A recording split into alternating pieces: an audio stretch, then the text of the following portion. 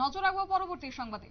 ভয়াবহ অগ্নিকাণ্ড এবং এই অগ্নিকাণ্ডের জেরে এক বসতবাড়ি পড়েছে রজত নামের এক ব্যক্তির কার্যত ভয়াবহ অগ্নিকাণ্ড। খোয়াই শহরের বিপিসি পাড়ার বাসিন্দা রজত চৌধুরীর বসতবাড়ি সম্পূর্ণভাবে ভস্মীভূত হয়ে গেছে। প্রাথমিকভাবে অগ্নিনির্বাপক সংস্থার কর্মীরা মনে করছেন যে হয়তোবা শর্ট সার্কিট থেকে এই অগ্নিকাণ্ডের সূত্রপাত। এই বিধ্বংসী অগ্নিকাণ্ডে 4টি বসত ঘর সহ সমস্ত আসবাবপত্র একেবারে পুড়ে ছাই হয়ে গেছে। দমকলে 2টি ইঞ্জিন ঘটনাস্থলে পৌঁছেছে এবং এই ইঞ্জিন পৌঁছানোর কার্যত আগুন অনেকটাই নিয়ন্ত্রণে এসেছে। এই ভয়াবহ অগ্নিকাণ্ডের হাত থেকে কিছুটা ক্ষয়ক্ষতি থেকে বেঁচেছেন অন্যান্য বাড়িঘরগুলি। কার্যত এই গোটা বিষয়ে প্রসঙ্গে এলাকাবাসীদের কি বক্তব্য রয়েছে এবং ফায়ার সার্ভিসের কর্মীদের কি বক্তব্য রয়েছে শুনুন। আমাদের বিবিসি পাড়া রজত চৌধুরী প্রাক্তন বসবাসকারী টাইনের বাড়িতে আজকে আগুন লাগিয়ে। কয়টার সময় হয়েছে ঘটনা? ঘটনা তো মানে 12:30 একটা না আগুন লাগছে।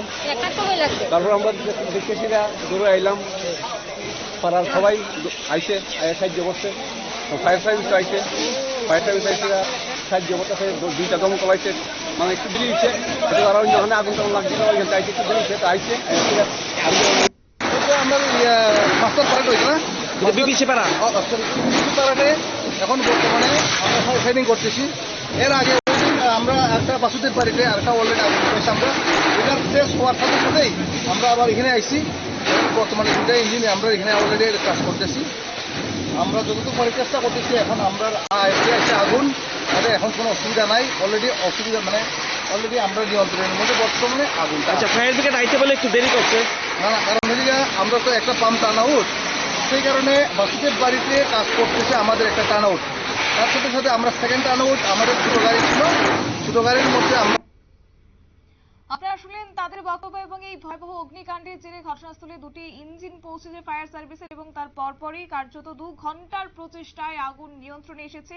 এই ঘটনায় এলাকা জুড়ে এক প্রকার ব্যাপক আতঙ্কের সৃষ্টি হয়েছে। আজ সকালে এই ঘটনা খোয়াই শহরের বিপিসি কার্যত রজত চৌধুরী নামের সেই ব্যক্তির বাড়িতে এই আগুন লেগেছে এবং তারপরে 4টি বসত ঘর সম্পূর্ণভাবে পুড়ে ছাই হয়েছে। ক্ষয়ক্ষতির পরিমাণ আনুমানিক প্রায় লক্ষাধিক টাকার অধিক বলে আজ জানানো হয়েছে।